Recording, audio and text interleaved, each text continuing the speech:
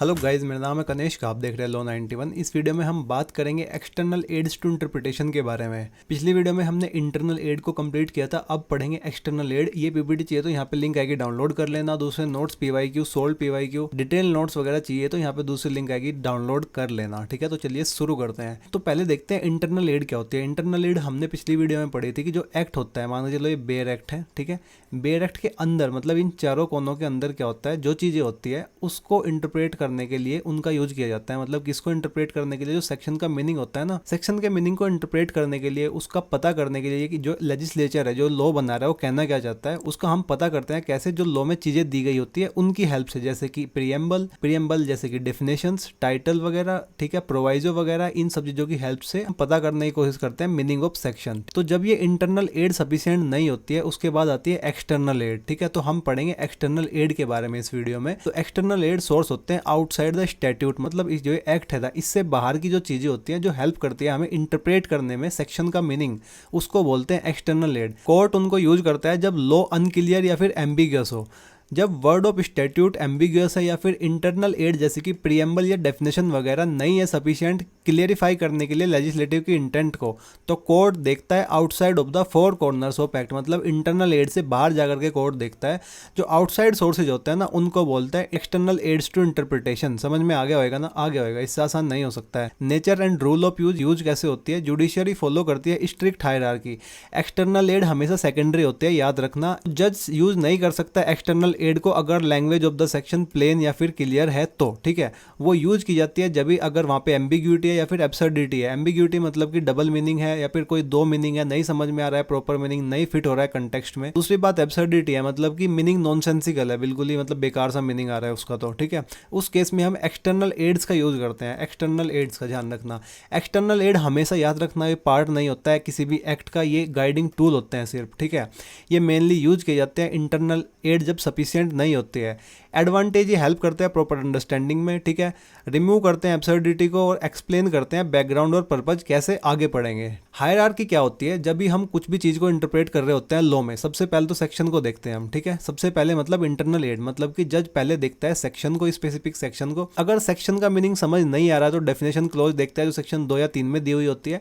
उसके बाद अगर फिर भी नहीं आ रहा है तो इंटरनल एड्स की हेल्प लेता है, ठीक है। मतलब कि जैसे प्रोवाइजो, एक्सप्लेनेशंस वगैरह, preamble of that same act, ठीक है। उसके बाद लॉ की एक डिक्शनरी होती है जिसको हम जनरल क्लोज एक्ट बोलते हैं, GC8। अगर वो स्पेसिफिक एक्ट नहीं डिफाइन करता है किसी वर्ड को, जो जज डायरेक्ट बार वाले डिक्शनरीज में नहीं जाता है, वो GCA की हेल्प लेता है, मतलब जनरल क्लोज एक्ट 1897 की हेल्प लेता है। जैसे कि income tax of India define नहीं करता है डॉक्यूमेंट को, तो जज यूज करता है डेफिनेशन जो दी गई है जनरल क्लोज एक्ट में, ठीक है।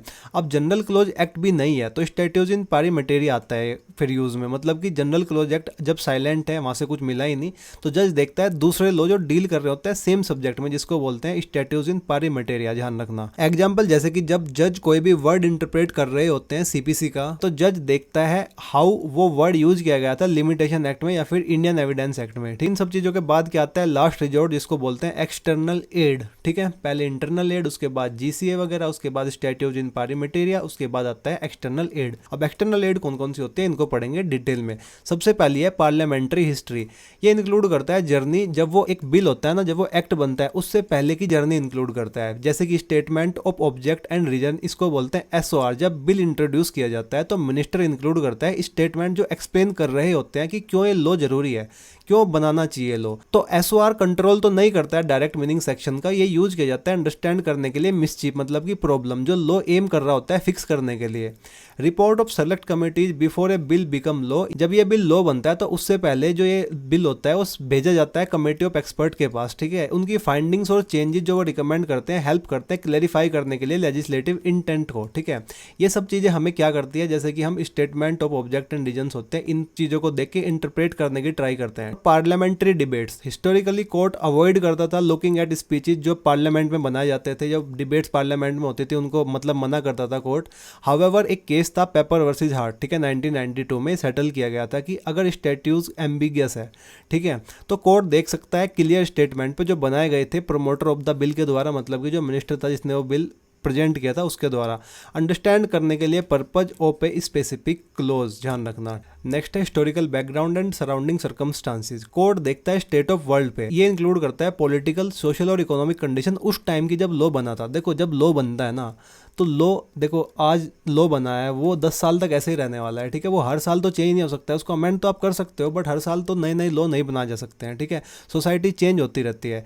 तो ये जो आज है ना 10 साल बाद जो सिचुएशन है, उस सिचुएशन में फिट करने के लिए अगर नहीं फिट हो रहा है तो कोर्ट क्या करता है, कोर्ट देखता है पॉलिटिकल, सोशल और इकोनॉमिक कंडीशन को उस टाइम की और समझने की ट्राई करता है कि उस टाइम पे ऐसी क्या चीज़ थी जिसके हिसाब से वो लॉ बनाया गया है, ठीक है। ध्यान रखना, the evil that was prevalent and needed legal remedy, मतलब कि क्या हार्मफुल प्रैक्टिस या कोई प्रॉब्लम थी या फिर कोई रॉन्ग डूइंग थी सोसाइटी में जिसको लॉ रोकना चाहता था। State of West Bengal versus Subodh कैपिटल, इसमें कोर्ट ने कहा था कि history of the era and the condition leading to the law are relevant to understanding its objective. ये case law state of West Bengal versus Subodh इसको सपोर्ट करता है। एग्जाम्पल इंटरप्रेट करने के लिए कॉन्स्टिट्यूशन ऑफ इंडिया, कोर्ट देखता है हिस्टोरिकल बैकग्राउंड ऑफ ब्रिटिश राज, समझने के लिए कि क्यों सर्टेन फंडामेंटल राइट इंक्लूड किए गए थे। नेक्स्ट है स्टैट्यूज इन पारी मटेरिया। स्टैट्यूज इन पारी मटेरिया क्या मतलब होता है? पारी मटेरिया का मतलब होता है on the same subject matter. जब दो डिफरेंट एक्ट डील कर रहे होते हैं सेम सब्जेक्ट से, तो वो कंसिडर किए जाते हैं as one system of law. देखो जब लॉ एक चीज को डिफाइन करता है तो कभी कभी वो दूसरे एक्ट में उसको डिफाइन नहीं करता है। जैसे कि कोई वर्ड है वो प्रीवियस एक्ट में डिफाइन किया गया, जैसे कि इंडियन कॉन्ट्रैक्ट एक्ट, तो सेम वर्ड यूज किया जा सकता है, किया जाएगा न्यू रिलेटेड एक्ट्स में, जैसे कि सेल्स ऑफ गुड एक्ट, ठीक है, सेल ऑफ गुड एक्ट, बिना नई डेफिनेशन के। तो कोर्ट यूज करेगा definition from the earlier act to maintain consistency. Next है reports of commission and committees. जो इनकी रिपोर्ट होते हैं वो प्रोवाइड करते हैं statistical data, legal loopholes जो होते हैं वो आइडेंटिफाई करते हैं और ये रिकमेंडेशन देते हैं based on their studies and findings. Draft करने से पहले कॉम्प्लेक्स लॉज को, जैसे कि कंज्यूमर प्रोटेक्शन एक्ट या फिर बीएनएस वगैरह, बीएसए वगैरह, गवर्नमेंट अपॉइंट करती है स्पेशलाइज्ड बॉडी को, जैसे कि लॉ कमीशन ऑफ इंडिया, ठीक है। मिट्ठू वर्सेज स्टेट ऑफ पंजाब में सुप्रीम कोर्ट ने रेफर की थी लॉ कमीशन की रिपोर्ट को समझने के लिए background of death penalty provisions. ये सेक्शन 303 आईपीसी का केस था। इसमें क्या था, सेक्शन 303 आईपीसी में एक डेथ पेनल्टी कंपलसरी होती थी फॉर ए पर्सन जिसने मर्डर किया होता है, ठीक है। तो सेक्शन 303 आईपीसी का अनकॉन्स्टिट्यूशनल बताया गया था क्योंकि ये वायलेट कर रहा था आर्टिकल 21 राइट टू लाइफ, ठीक है, ध्यान रखना। तो सुप्रीम कोर्ट ने रेफर की थी इस केस में लॉ कमीशन की रिपोर्ट को समझने के लिए background of death penalty provisions को। नेक्स्ट है डिक्शनरीज एंड टेक्स्ट बुक। जब वर्ड नए डिफाइन किए जाते हैं एक्ट में या फिर जीसीए 1997 में, तो कोर्ट रेफर करता है स्टैंडर्ड डिक्शनरी, जैसे कि ऑक्सफोर्ड, ब्लैक्स डिक्शनरीज या फिर इंडिया में अय्यर डिक्शनरी यूज होती है। इन डिक्शनरीज को रेफर करता है कोर्ट, ठीक है। ये डिक्शनरीज कब यूज की जाती है, जब वर्ड नई डिफाइन होता है एक्ट में या फिर अनक्लियर होता है वर्ड या फिर एम्बिगस होता है। इनका एक इंपॉर्टेंट रूल है, डिक्शनरी का मीनिंग सिर्फ एक गाइड होता है, ध्यान रखना। अगर लीगल कंटेक्स्ट सजेस्ट कर रहा है डिफरेंट मीनिंग तो कोर्ट प्रीफर करेगा लीगल मीनिंग को। Case law state of Bihar versus Ram Naresh Pandey, court ने यूज की थी डिक्शनरी का for the meaning of word obtain, ठीक है, इंटरप्रेट करने के लिए क्रिमिनल प्रोविजंस को। इंपॉर्टेंट जुडिशियल ऑब्जर्वेशन ये है कि डिक्शनरी अथॉरिटीज नहीं है। In case of Cozens versus Brutus ये बोला गया था कि dictionaries are not final words, ये जस्ट गाइड होती हैं और जज इनको रिजेक्ट कर सकता है डिक्शनरी की डेफिनेशन को अगर ये कॉन्ट्राडिक्ट कर रही होती है पर्पज ऑफ लॉ को। नेक्स्ट है कंटेम्प्रेरी मीनिंग। कोर्ट उन डिक्शनरीज को यहाँ पे रेफर करता है जो यूज की गई थी उस टाइम पे जब वो लॉ पास किया गया था, ठीक है। 1897 में मान के चलो कोई लॉ पास किया गया था तो उस डिक्शनरी को कोर्ट रेफर करता है। ये एक मैक्सिम पे बेस है जिसको बोलते हैं कॉन्टेम्पोरेनियस एक्सपोजिशो। कॉन्टेम्पोरेनियस एक्सपोजिशो का मतलब होता है understand the law as it was understood when it was made. मतलब कि कॉन्टेम्पोरेनियस का मतलब होता है कॉन्टेम्पोरेरी, एक्सपोजिशो का मतलब होता है एक्सपोज करना, मतलब कि पुराने तरीके जब वो लॉ बनाया गया था उस तरीकों को एक्सपोज करने को बोलता है कॉन्टेम्पोरेनियस एक्सपोजिशो, ठीक है। तो ये क्या बोलता है, meaning best way to interpret a document is to see, कैसे वो समझा गया था उस टाइम पे जब वो लॉ लिखा गया था। पूरी मैक्सिम को बोलता है कंटेम्पोरेनियस एक्सपोजिशो एस्ट ऑप्टिमा एट फोर्टिसिमा इन लेजे। इसका मतलब होता है best and strongest way to understand a law to see how it was understood at the time it was made. Simple सी यही बात है, मतलब कि बेस्ट वे लॉ को इंटरप्रेट करने का वही है, ये देखना कि उस टाइम पे कैसे अंडरस्टूड किया गया था जब ये बनाया गया था, ठीक है। ये पूरी मैक्सिम है, इसको याद कर लेना, काम आएगी जरूर, ठीक है। नेक्स्ट है स्टेयर डिसाइसी। स्टेयर डिसाइसी का मतलब होता है फॉलो करना पास्ट डिसीजंस को। अगर higher court has already decided a legal issue तो लोअर कोर्ट को फॉलो करना होता है सेम रूल सिमिलर केसेस में, ध्यान रखना। इससे इंश्योर होते हैं कंसिस्टेंसी और सर्टेनिटी लॉ में। Legal basis of India article 141 इसको सपोर्ट करता है, मतलब law declared by the supreme court binding होते हैं सभी कोर्ट्स पे, हाई कोर्ट के डिसीजन बाइंडिंग होते हैं सारे लोअर कोर्ट पे within that state. Part of judgement ratio decidendi. देखो जो जजमेंट होता है उसके दो पार्ट होते हैं, एक रीजनिंग होता है मतलब कि रीजंस जिसके बेस पे ये डिसीजन दिया गया है, दूसरा होता है ओबिटर डिक्टा मतलब कि एक्स्ट्रा कमेंट्स वगैरह वगैरह और ओपिनियन जज के द्वारा जो दी जाती है। रीजनिंग वाला कौन सा होता है? Resso decidendi. दूसरा होता है ओबिटर डिक्टा। रेसो डेसिडेंडी मतलब कि मेन लीगल रीजन होते हैं डिसीजन के लिए, ये बाइंडिंग होता है और फॉलो किया जाता है, ठीक है। ओबिटर डिक्टा मतलब कि एक्स्ट्रा कमेंट और ओपिनियन जो जज देता है ये नहीं होता है बाइंडिंग और सिर्फ परसुएसिव होता है। परसुएसिव का मतलब होता है कुछ चीज जो इन्फ्लुएंस कर सके या फिर कन्विंस कर सके बट कंपलसरी नहीं होती है फॉलो करने के लिए, उसको बोलते हैं परसुएसिव। नेक्स्ट है टाइप्स ऑफ प्रेसिडेंट। पहला है ऑथोरिटेटिव प्रेसिडेंट, मतलब कि जो फॉलो करे हुए होने होते हैं, जैसे कि सुप्रीम कोर्ट का डिसीजन ये फॉलो किए जाने होते हैं। सेकंड है परसुएसिव प्रेसिडेंट, मतलब कि कंपलसरी नहीं होते हैं बट यूजफुल होते हैं। थर्ड है ओरिजिनल प्रेसिडेंट, जो न्यू लॉ क्रिएट किए जाते हैं। जब कोर्ट क्रिएट करता है नया लॉ, क्योंकि वहां पे कोई एग्जिस्टिंग लॉ या फिर स्टैट्यूट या फिर कोई प्रीवियस केस उस पॉइंट पे नहीं था। अब आप सोचोगे कि कोर्ट तो लॉ बनाता ही नहीं है। कोर्ट लॉ नहीं बनाता है, कोर्ट जस्ट इंटरप्रेट करता है लॉ को। पार्लियामेंट ही लॉ बनाता है, ठीक है। ये जज मेड लॉज होते हैं बट ये लेजिस्लेशन नहीं होते हैं, ये लॉ होते हैं थ्रू इंटरप्रिटेशन एंड रीजनिंग, ठीक है। मतलब अगर वहाँ पे कोई गैप है, कोई एक्ट नहीं है, ठीक है, तो कोर्ट डिसाइड करता है केस को यूज करके लॉजिक, जस्टिस और प्रिंसिपल को, ठीक है। जैसे कि होता Vishakha versus state of Rajasthan में, आपने पढ़ा होगा वो केस और आगे भी पढ़ेंगे हम। नेक्स्ट है डिक्लेरेटरी प्रेसिडेंट। डिक्लेरेटरी प्रेसिडेंट मतलब कि एग्जिस्टिंग लॉ जो अप्लाई किए जाते हैं, मतलब जब कोर्ट सिंपली अप्लाई करता है कोई existing rule of law to new set of fact, उसको बोलते हैं डिक्लेरेटरी प्रेसिडेंट, ठीक है। कोर्ट इसको यूज क्यों करता है? ताकि मेंटेन की जा सके सर्टेनिटी और यूनिफॉर्मिटी, अवॉइड करने के लिए different result from similar cases. जब एक चीज डिसाइड हो चुकी है तो उसको ही आगे लेके चलो ना। अगर यहाँ पे डिसाइड करोगे डिफरेंट चीजें आएंगी तो उससे क्या होगी? एब्सर्डिटी होगी, ठीक है। और इससे क्या होता है? इससे हेल्प होता है इंटरप्रेट करने में स्टैट्यूज को, लॉ को, बेस्ड ऑन पास्ट जजमेंट्स, ठीक है। उनको पढ़ के इंटरप्रेट कर सकते हैं हम लॉ को। अगर आपको नहीं समझ आ रहा है सेक्शन का मीनिंग तो वो हेल्प करते हैं, ठीक है। तो ये यूज क्यों किया जाता है? मतलब स्टेयर डिसाइसिस है जो ये यूज क्यों किया जाता है? As an aid to interpretation, देखने के लिए कि कैसे प्रीवियस जजेस ने इंटरप्रेट किया था वो स्पेसिफिक वर्ड को। दूसरा, अगर वहां पे कोई सेटल्ड व्यू है on this section, settled view का मतलब होता है जब कोर्ट डिसाइड कर रहा होता है सिमिलर केस सेम वे में अगेन एंड अगेन, ठीक है, तो वो एक सेटल्ड व्यू बन जाता है, ठीक है। ये देखने के लिए स्टेयर डिसाइसिस यूज किया जाता है as an aid to interpretation, ठीक है। एक्सेप्शंस ये कब नहीं फॉलो किया जाता है? पहला है पर इनक्यूरियम। पर इनक्यूरियम का मतलब होता है थ्रू केयरलेसनेस, मतलब कि अगर जो प्रीवियस डिसीजन था ना वो दिया गया था इग्नोर करते हुए स्टैट्यूज को और बाइंडिंग अथॉरिटी को, तो वो क्या हो जाता है? वो पर इनक्यूरियम हो जाता है, मतलब वो केयरलेसनेस के थ्रू दिया जाता है, तो वो बाइंडिंग नहीं होता है। सब साइलेंशियो मतलब कि जब पॉइंट ऑफ लॉ इन्वॉल्व होता है केस में बट नॉट आर्ग्यूड और नोटिस्ड बाय द कोर्ट, ठीक है। मतलब पॉइंट ऑफ लॉ तो था इंक्लूड बट उस पर आर्ग्यूमेंट्स ही नहीं हुए, ठीक है, और नोटिस भी नहीं किया गया कोर्ट में, तो उस केस में भी स्टेयर डिसाइसिस को फॉलो नहीं किया जाता है। नेक्स्ट है ओवर रूल्ड। अगर हायर कोर्ट या फिर लार्ज बेंच सेम कोर्ट की एक्सप्लिसिटली कहे कि प्रीवियस डिसीजन था ना वो गलत था और उसको ओवर रूल कर दे, तो उस केस में भी जो वो डिसीजन है जिसको ओवर रूल किया गया है उसमें भी स्टेयर डिसाइसिस यूज नहीं किया जाएगा। नेक्स्ट है डिस्टिंग्विशिंग। अगर जज कहता है कि जो लॉ है प्रेसिडेंट में वो करेक्ट है बट जो फैक्ट है मेरे करंट केस के वो इतने डिफरेंट है कि जो प्रेसिडेंट है ना वो अप्लाई ही नहीं हो सकता, यहाँ पे अप्लाई ही नहीं होता है, तो उस केस में भी स्टेयर डिसाइसिस का यूज नहीं होएगा, ठीक है। नेक्स्ट है foreign decisions. Indian court frequently refer करते हैं जजमेंट को फ्रॉम यूके, यूएसए, कनाडा और ऑस्ट्रेलिया से, मतलब वो डिफरेंट कंट्रीज से। वो स्पेशली यूजफुल जब होता है जब इंडियन लॉ बनाया जाता है देखते हुए किसी फॉरेन स्टैट्यूट को, फॉरेन लॉ को, जैसे कि आईटीए मतलब कि इनकम टैक्स एक्ट बनाया गया था या फिर article 21 of constitution of India. ये डिसीजन बाइंडिंग नहीं होते हैं but court does not have to follow them. Court को वो फॉलो नहीं करने होते हैं बट वो प्रोवाइड करते हैं परसुएसिव वैल्यू ताकि जज को गाइड किया जा सके रीजनिंग में।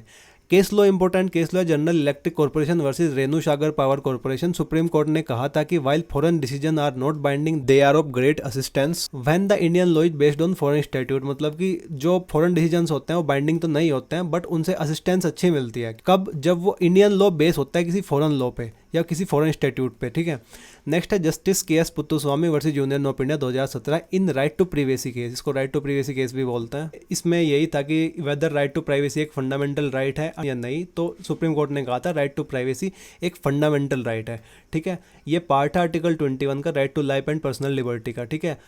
तो इस केस में क्या हुआ था? इस राइट टू प्राइवेसी केस में सुप्रीम कोर्ट ने एक्सटेंसिवली रेफर किया था जजमेंट को फ्रॉम यूएस सुप्रीम कोर्ट और यूके और European court of human right establish करने के लिए प्राइवेसी को एज ए फंडामेंटल राइट। जान रखना जो रूल ऑफ क्वेश्चन इंपॉर्टेंट है, जज नहीं यूज कर सकते फॉरेन लॉ को ब्लाइंडली। कुछ स्ट्रिक्ट चेक पॉइंट्स होते हैं जैसे कि इंडियन कंडीशन फर्स्ट, मतलब कि M B Elizabeth versus Harwan investment and trading. Court ने वार्न किया था कि we should not follow foreign law अगर ये क्लैश करेगा इंडियन सोशल और इकोनॉमिक कंडीशंस को। लैंग्वेज डिफरेंसेस, अगर wording of the Indian section different है फ्रॉम द फॉरेन सेक्शन तो फॉरेन जजमेंट यूजलेस हो जाता है, ध्यान रखना। सुपरमेसी ऑफ इंडियन लॉ, अगर कॉन्फ्लिक्ट है between Indian supreme court judgment and foreign judgment तो Indian supreme court judgment prevail करता है, ध्यान रखना, ठीक है। नेक्स्ट है इंटरनेशनल, मतलब लास्ट ही है इंटरनेशनल कन्वेंशन एंड ट्रीटीज। अगर कोई कॉन्फ्लिक्ट है बिटवीन एक डोमेस्टिक लॉ और इंटरनेशनल ट्रीटी जो साइन की गई है इंडिया के द्वारा, इंटरनेशनल ट्रीटी एक रूल रेगुलेशन ऑब्लिगेशंस होती है जो साइन की जाती है डिफरेंट कंट्रीज के द्वारा और उनको वो फॉलो करनी होती है हर हाल में, उसको बोलते हैं international treaty.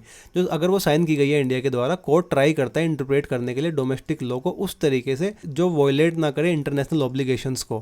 Case law Vishakha versus state of Rajasthan, ये केस लॉ आपको पता होगा, नहीं पता है मेरे को नहीं पता है क्यों वीडियो आप देख रहे हो। Case law Vishakha versus state of Rajasthan में सुप्रीम कोर्ट ने रिलाई किया था सीडो इंटरनेशनल कन्वेंशन पे। सीडो इंटरनेशनल कन्वेंशन का मतलब होता है convention on the elimination of all forms of discrimination against women, ठीक है, क्रिएट करने के लिए guidelines against sexual harassment at work place. Constitutional framework article 51C इसको सपोर्ट करता है, आर्टिकल 253 इसको सपोर्ट करता है। आर्टिकल 51C क्या बोलता है? आर्टिकल 51C एक DPSP है, इसमें कहा गया है कि state should respect and follow international law and treaties. Article 253 parliament को एक्सक्लूसिव पावर देता है बनाने के लिए लॉज, इंप्लीमेंट करने के लिए एनी ट्रीटी, एग्रीमेंट और कन्वेंशंस, ध्यान रखना। कोर्ट यूज कैसे करता है इंटरनेशनल लॉ को? 3 तरीकों से करता है। पहला है गैप फिलिंग, अगर कोई लॉ नहीं है उस टॉपिक पे तो कोर्ट यूज कर सकता है इंटरनेशनल ट्रीटीज को गैप फिल करने के लिए, ठीक है। जैसे कि Vishakha versus state of Rajasthan में होता, कोई लॉ नहीं था sexual harassment at work place पे तो कोर्ट ने यूज किया था सीडो ट्रीटी को और क्रिएट किया था विशाखा गाइडलाइंस को, और ये 2013 तक चली थी। 2013 के बाद एक पार्लियामेंट ने नया एक्ट पास किया था 2013 में जिसका नाम था sexual harassment of women at work place, ठीक है, prevention prohibition and redressal act 2013, याद होगा आपके, ठीक है।